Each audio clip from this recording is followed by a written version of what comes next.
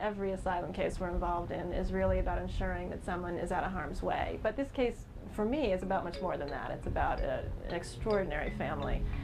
The Mukuolus are from Nigeria, where they lived with their young son on a farm. But Mr. Mukuolu found himself under frequent attacks by militants. I was constantly harassed, by militants that wanted me to join them. They were violent. They stole his money. They beat him up. They threatened him and his family. In 2007, a terrible gas explosion left their young son, then 3 years old, horribly burned. Dami sustained terrible disfiguring burns to his face and his head and his arms and his foot. He had completely changed. His head had swollen about 4 times bigger. It was a very terrible experience for us, an experience no parents will ever want to pass through.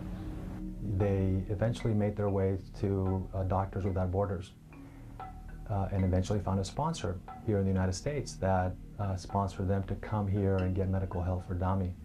While in the U.S., the Mukuolus learned their farm had been taken over by militants. The rebels sent a message back to him that if he returned, he would be killed. And they thought about staying here permanently because going back would put them in serious jeopardy. The biggest mistake people make is to think they can just go to an asylum office and tell their story. It's extraordinarily complicated. You need high-quality representation. To go at your own usually means you're going to go back to the country you fear returning to. So there is no option other than finding pro bono counsel. I was telling him about what he might expect and trying to not set his expectations too high.